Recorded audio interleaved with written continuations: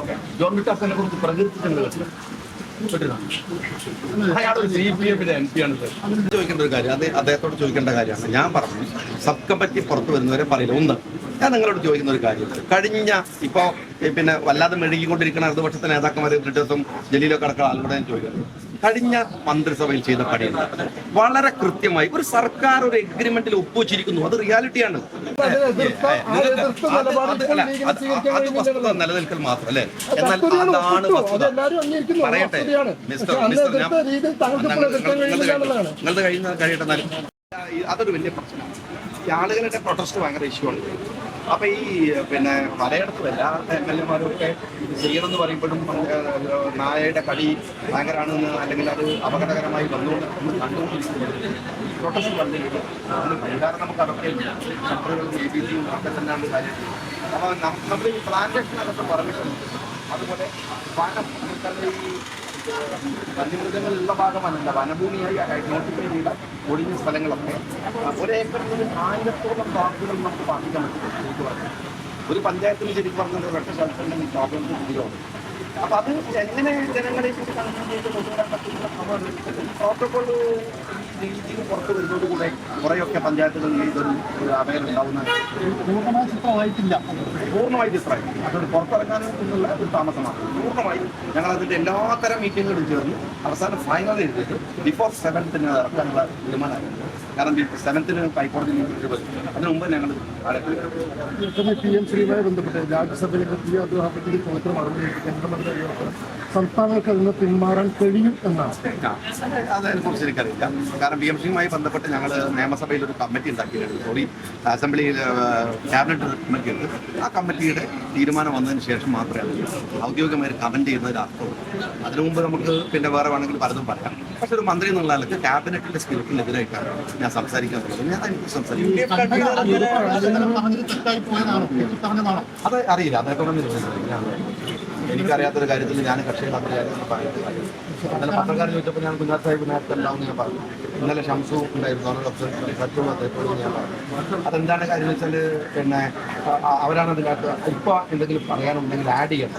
ഞാൻ ആ ക്യാബിനറ്റിലൊരു അംഗം മാത്രമാണ്. ആ ക്യാബിനറ്റിന് എടുത്ത തീരുമാനം ഒരു സബ് കമ്മിറ്റി വെച്ചിട്ടുണ്ട്. ആ കമ്മിറ്റിയിൽ പറയേണ്ട നിർദ്ദേശങ്ങളൊക്കെ ഞങ്ങൾക്ക് എന്തൊക്കെ പറയാനുണ്ട് ഒരു മന്ത്രി എന്നുള്ള എനിക്ക് ക്യാബിനറ്റ് അംഗങ്ങൾ ഞാനെന്താണ് പറയുന്നത്. ഞാനത് ക്യാബിനറ്റ് ഡിസ്കഷൻ പറഞ്ഞു. വാർത്താ സമ്മേളനത്തിന് ശേഷം താങ്കളുടെ ഈ അറബിക്കടലടക്കമുള്ള പ്രയോഗമാണ് വീണ്ടും ചർച്ചയാവുന്നത്. അപ്പോൾ ലീഗിന് അതൊരു പ്രതിസന്ധിയാവില്ലേ എന്നാണ് ഞങ്ങൾക്ക് ഒരു പ്രതിസന്ധിയാവില്ല. പിന്നെ പറഞ്ഞ കാര്യങ്ങളിൽ എനിക്ക് കൃത്യമായ ക്ലാരിറ്റിയും അതെങ്ങനെ പറയണമെന്ന് പറയുന്നതുകൊണ്ട് നിങ്ങളത് പിന്നെയും പിന്നെ ചർച്ച ചെയ്യുന്ന സന്തോഷം ഞാൻ അറിയിക്കുകയാണ്.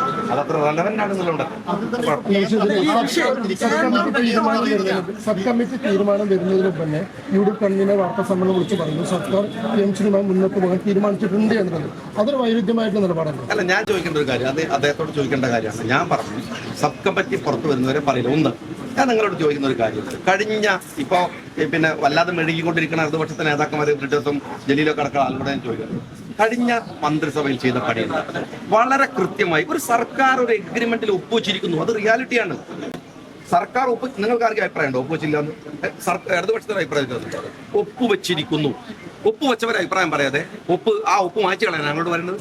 ഞങ്ങൾ അതിൽ നിന്ന് ഏത് തരത്തിലാണ് സ്റ്റേറ്റിന്റെ ഒരു മതേതര പരിപ്രേക്ഷ്യത്തിൽ നിന്നുകൊണ്ട് അതിൽ ഇടപെടാൻ പറ്റുക എന്ന് പരിശോധിക്കാൻ ഞങ്ങൾ ചെയ്യുന്നത്. ഒപ്പുവെച്ചവർ ഇപ്പോൾ രക്ഷപ്പെട്ടു. എന്നിട്ട് ഒപ്പുവെച്ചിട്ട് രണ്ടാമത് വന്ന സർക്കാരിലെ ഞങ്ങളോട് വന്ന് നിങ്ങൾ ചോദ്യം ചോദിച്ചുകൊണ്ടിരിക്കുക. ഈ ശിവൻകുട്ടി ഒപ്പുവെച്ചതല്ലേ? CPI അറിയില്ല എന്ന് പറഞ്ഞതല്ലേ? ഇടതുപക്ഷത്തിന് അത് റോളില്ലാതെ ഇടതുപക്ഷം CPM അടക്കം ഇപ്പൊ ചർച്ച ചെയ്യുന്നത് എന്താണ്? ആ ഒപ്പുവെച്ചത് ശരിയല്ല എന്നാണ്.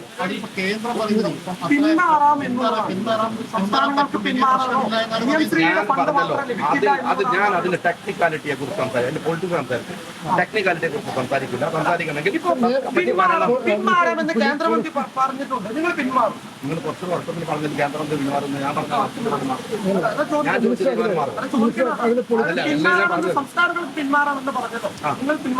ഞാൻ പറഞ്ഞത് എന്താണ് സഹോദര?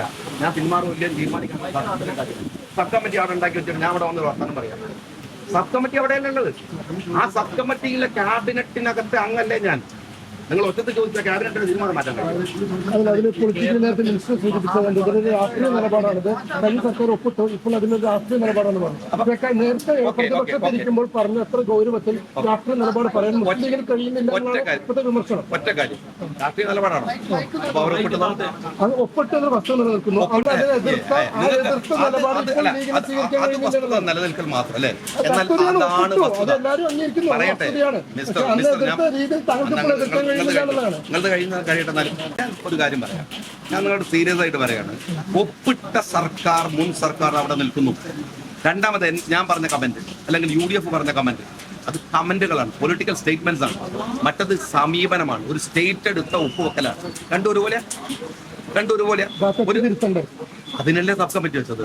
എങ്ങനെയാണ് ആ തെറ്റിനെ തിരുത്തി അതിനെ ഞങ്ങൾക്ക് സ്റ്റേറ്റിൽ, ഞാൻ പറഞ്ഞല്ലോ, സ്റ്റേറ്റിന്റെ ഒരു ഇൻട്രസ്റ്റിനെ എന്നുവെച്ചാൽ അതിന്റെ ഒരു സെക്യുലർ പെർസ്പെക്റ്റിനകത്ത് എങ്ങനെയാണോ ആ തീരുമാനത്തെ കൊണ്ടുവരാനാവുക എന്ന് പരിശോധിക്കാനാണ് ഞങ്ങൾ സബ് കമ്മിറ്റി വെച്ചത്. അതിനിടയിൽ നിങ്ങൾ സബ് കമ്മിറ്റി അവിടെ വന്നിരിക്കുന്നു, ഏതോ UDF ആൾ പറഞ്ഞിരിക്കുന്നു, അല്ലെങ്കിൽ കൺവീനർ പറഞ്ഞിരിക്കുന്നു, ഞാൻ തീരുമാനം പറയണമെന്ന് പറഞ്ഞാൽ പിന്നെ ഞാൻ ക്യാബിനറ്റിൽ എന്തായിരിക്കുന്നത്? ആ തീരുമാനം വരാതെ അതിന്റെ മെറിറ്റ് അതുമായി ബന്ധപ്പെട്ട ഒരു സ്റ്റേറ്റ്മെന്റ് ഞാൻ ഇറക്കും. കാരണം ഞാൻ ക്യാബിനറ്റിലാണ്. ഓക്കെ, ജോൺ ബ്രിട്ടാസിനെ കുറിച്ച് പ്രകീർത്തിച്ചിട്ടുണ്ട്. അയാളൊരു CPF-ന്റെ MP ആണ്. ജോൺ ബ്രിട്ടാസ് എന്ന് പറയുന്ന മനുഷ്യനാണ് ഈ ഒപ്പുവെച്ചതിന്റെ പാലം.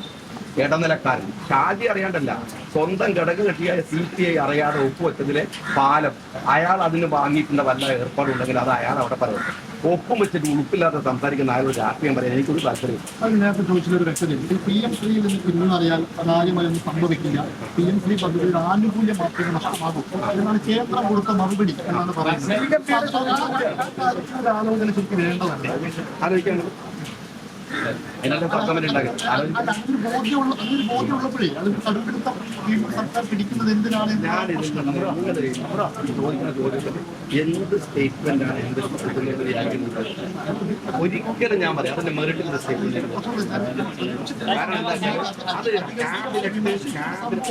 ഞാൻ പറഞ്ഞല്ലോ, ഞാൻ വിമർശിക്കുകയാണ് ചെയ്തത്. ജോൺ ബ്രിട്ടാസ് ഇടനിലക്കാരനാണ്. ഇപ്പോൾ സർക്കാർ ഒപ്പുവെക്കുകയാണ്. വിമർശനം ഒപ്പുവെക്കുന്ന ഒരുപോലെ കാണും. ഞങ്ങളതിനെ റെക്ടിഫൈ ചെയ്യാൻ ഒരു ക്യാബിനറ്റ് സബ് കമ്മിറ്റി ഉണ്ടാക്കിയിരിക്കുന്നു. ആ സബ് കമ്മിറ്റിയിൽ അംഗമാണ് ഞാൻ. നിങ്ങൾ അതിനെ എത്ര പ്രകോപിപ്പിച്ചാൽ ഞാൻ അതിനെ സ്റ്റേറ്റിൽ പറയുന്നത്. വാർത്താ സമ്മേളനം ഉൾപ്പെടെ വരുന്നതും അവരങ്ങനെ ഒരു ആശങ്ക അല്ലെങ്കിൽ അതുമായിട്ട് മുന്നോട്ട് പോകുന്ന തീരുമാനം വരുന്നതൊക്കെ ഇന്നലെയാണ്.